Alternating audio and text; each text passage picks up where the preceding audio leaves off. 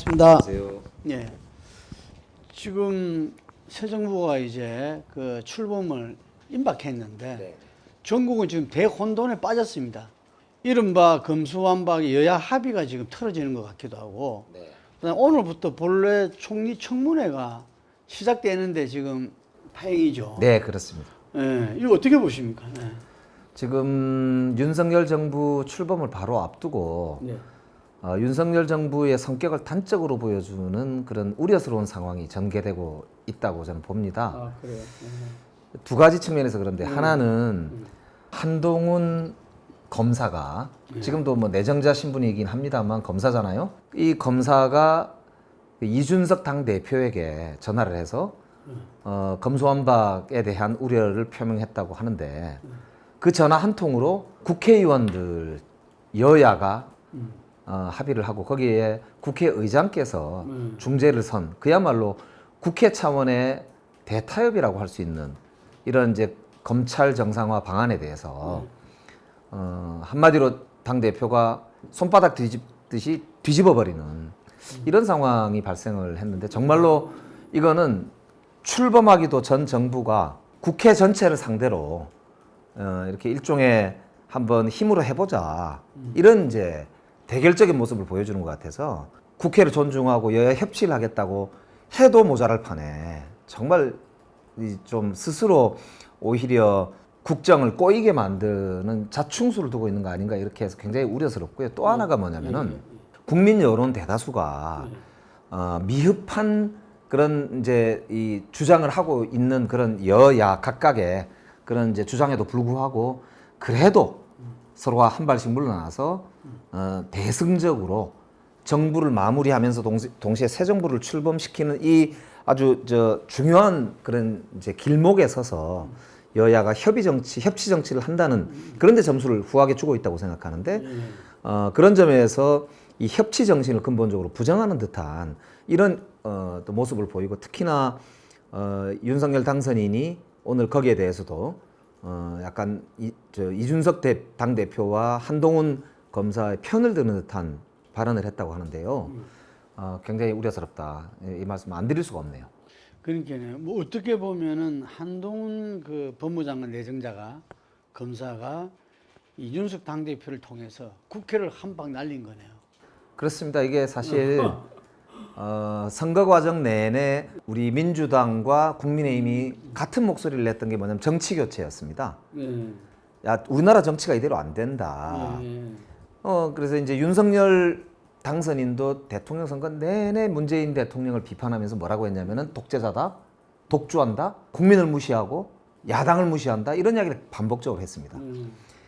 근데 오히려 지금 출범하기도 전인 윤석열 당선인과 윤석열 정부의 최측근 왕 장관이 될 거라고 보이는 한동훈 검사와 그리고 국회의원은 아닙니다만 여당이 될 그 국민의힘의 당대표인 이준석 대표가 총리 청문회와 장관 청문회를 바로 앞둔 이 막중한 시점에서 국회를 뭐 깡그리 무시하는 이런 정말 저는 어처구니가 없는 태도 아닌가 싶고 국민 무시에 국회 무시에 저는 협치 무시 이건 정말로 좀 최근에 들어서 거의 살펴볼 수 없는 그런 독주의 모습 아닌가 싶어서 심각한 우려를 표하는 바입니다.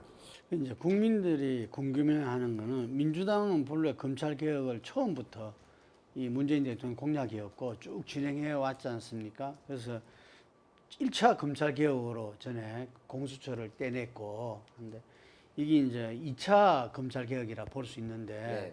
그래서 이제 이른바 검수완박법을 갖다가 밀어붙이려 하자 이제 그 국회의장이 중재안을 낸 거잖아요. 네네. 자기 외국 방문도 취소하고 이렇게 했는 건데 국민들이 궁금한 거는 국민의힘에서 좀 너무 쉽게 그 중재안에 대해서 받아들인 거 아니냐.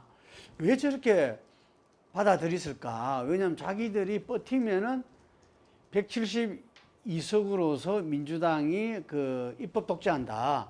이런 비판을 받으면서 선거에도 악영향을 미쳤을 건데 전 그게 궁금합니다. 저는 두 가지 측면이라고 보는데 하나는 기소와 수사를 분리한다는 것에 대해서는 국민적 동의가 상당히 높습니다. 그렇죠. 예, 그래서 검찰이 그동안 그랜저 검사다, 룸사롱 검사다, 그리고 1인당 100만 원이 안 되는 99만 얼마니까 이거는 기소감이 아니다. 그래서 검사 술자리도 봐주고 뭐 이런 이제 검찰의 노골적인 제 식구 감사기와 그리고 정치 검찰의 행태 이런 것에 대해서 염증을 느껴왔기 때문에 검찰이 개혁이 돼야 되고 그리고 기소와 수사가 분리됨으로써 선진국형 그런 형사사법 체계를 가져야 된다에 대해서는 폭넓은 국민의 공감대가 있다는 점에 대해서 이거는 윤당선인도 마찬가지죠. 맞습니다. 검찰총장 인사청문회 당시에 수사와 기소를 분리시키는 선진국형 사법체계로 가는 것이 맞다라고 본인도 주장을 했거든요. 그런 측면에서 민주당이 설사 단독 처리를 하려고 하더라도 이 안건 자체에 대해서는 국민의 그래도 한 5, 60% 이상이 동의가 있다는 점 이게 이제 상당히 신경이 쓰였을 것 같고요. 또 하나는 현실적으로 국회의장이 만약에 사회를 볼 조건이 된다면 국민의힘에서는 그냥 닭 쫓던 개 뭐 쳐다보듯이 뻔히 쳐다봐야 되는 상황 이런 상황을 우려하고 했을 거라고 생각이 돼요. 그러다 보니까 국회의장이 중재에 적극적으로 나서게 되는 상황에서 국민의힘에서 국회의장의 중재안을 받지 않기가 어려운 상황이 된 거 아닌가라고 저는 이제 판단이 되고요. 특히나 국회의장이 중재안을 냈는데 사실 민주당 입장에서는 굉장히 불만이 많이 있는 안이었습니다.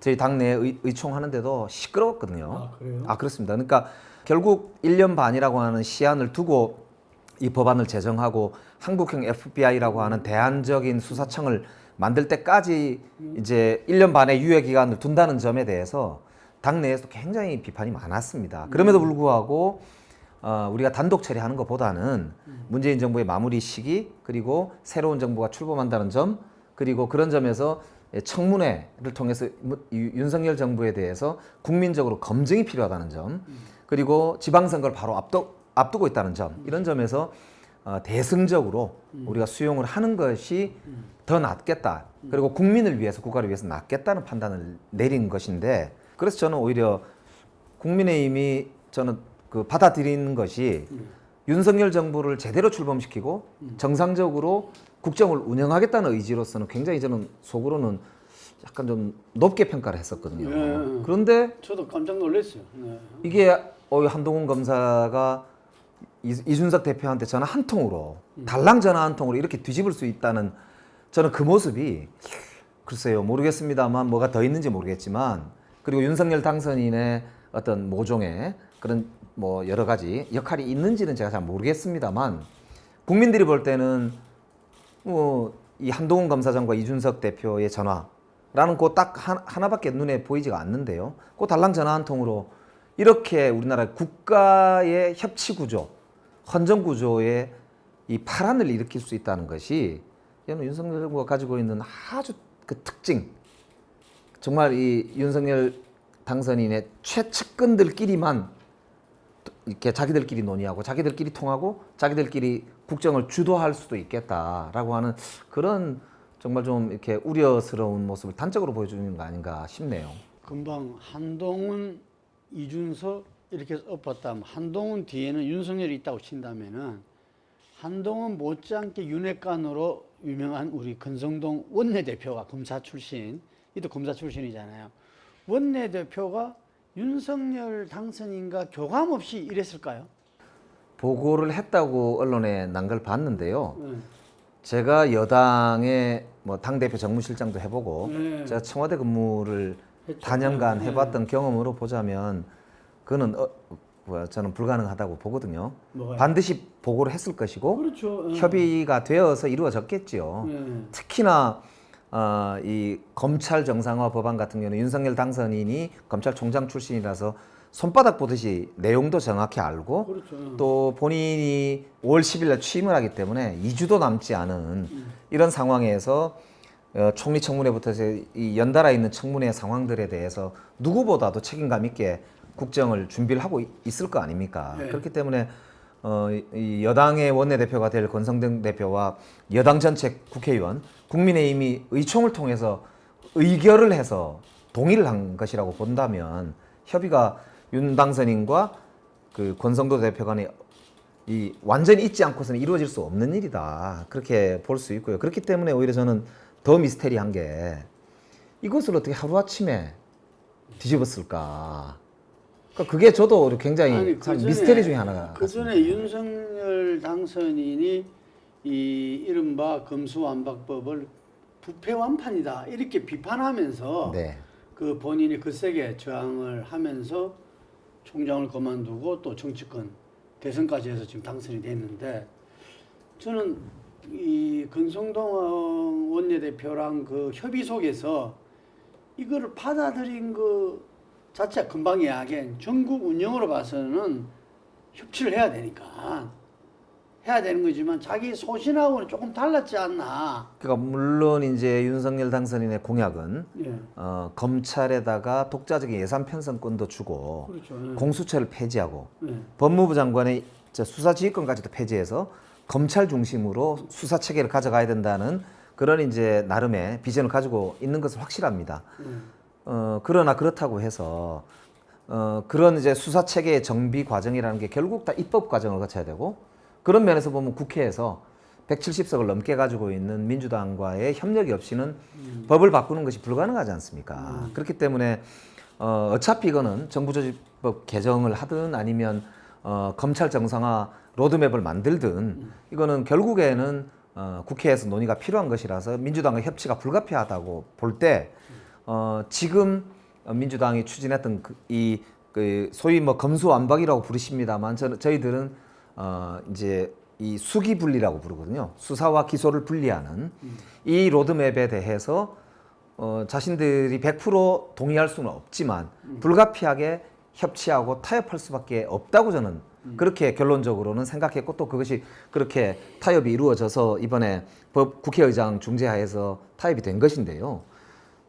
이걸 이렇게 자 한마디로 쉽게 얘기해서 걷어차면은 도대체 앞으로 국정 운영을 어떻게 하려고 하는지 뭐 저도 도저히 알 수가 없네요. 원내대표님 국회의장한테 재협의를 요청했죠.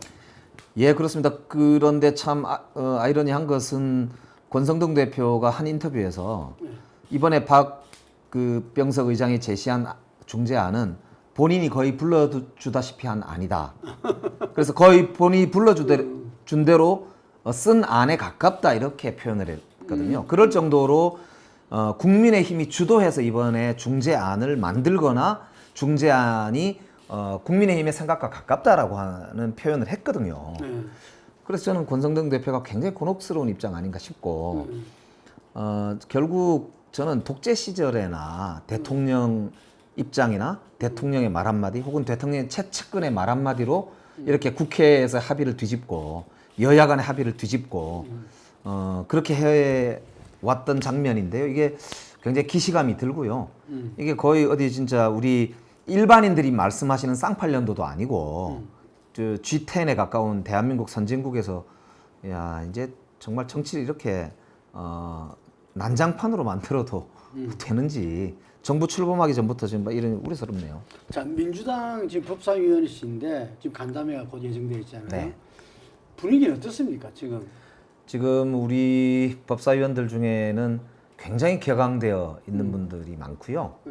특히나 아무래도 수기 분리, 그러니까 수사와 기소를 완전히 분리해야 된다라고 로드맵을 주도했던 의원님들은 뭐 물론이고 굉장히 중도적이거나 그래도 우리가 숫자가 많지만은 여야 합의를 통해서 문제를 풀어가야 한다고 주장했던 의원님들이 오히려 입장이 훨씬 더 좀 화가 나셨어요.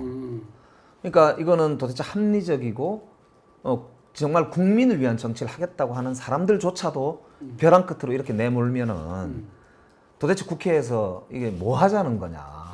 오히려 힘과 힘으로 그냥 무조건 해보자는 거냐?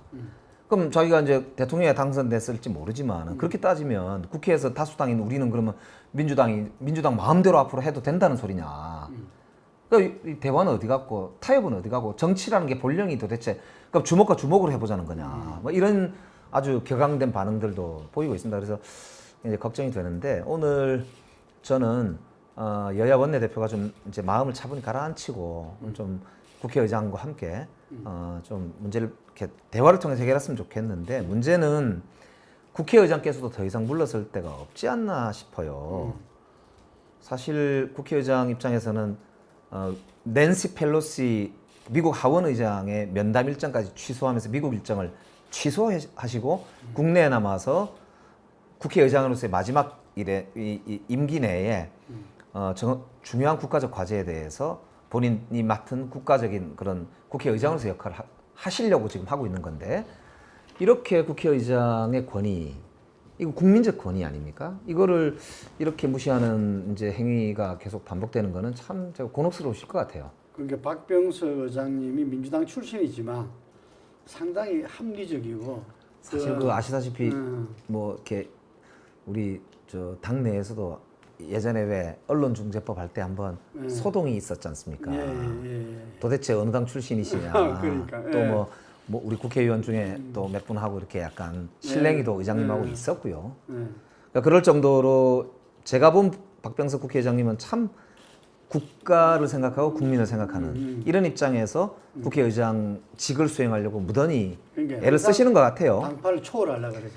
그래서 가끔은 저도 서운하고 아유 의장님이 좀 고향을 좀 생각하시지, 나중에 퇴임하시고 어쩌시려고 그런 생각이 들 때도 있는데, 또 한편으로 국회의장직을 또 생각해 보면 의회가 대화 타협의 본산인데 뭐 그런 의장님의 충정은 알 수가 있을 것 같은데요. 국회의장님으로서도 저는 이번 사태는 그냥 묵과할 수 있는 상황은 아닌 것 같다 싶네요.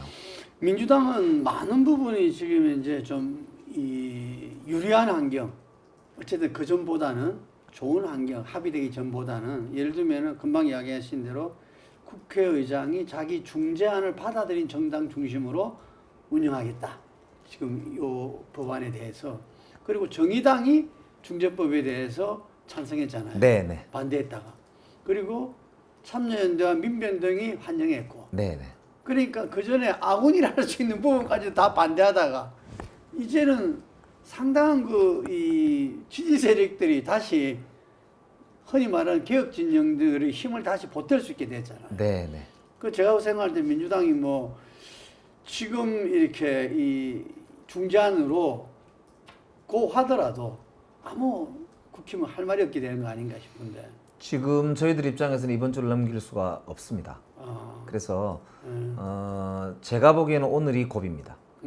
오늘 국민의힘에서 이 사태에 대해서 책임 있게 수습하지 못하면 결국 국회의 시계는 멈출 수 없다. 그 점을 분명히 말씀드리고요. 지금 우리가 뭐 여러 어려움이 있을 수 있겠지만은 정치는 타이밍이거든요. 국회 시간을 그렇게 마냥 이제 발목 잡기 하던 버릇으로 넘길 수 없다는 점을 국민의힘에 분명히 말씀을 드리고 싶고, 오늘 중으로 권성동 대표께서 윤석열 당선인을 만나셔서 해결을 하셔야 되지 않을까, 그렇게 해야죠. 그 생각이 드네요.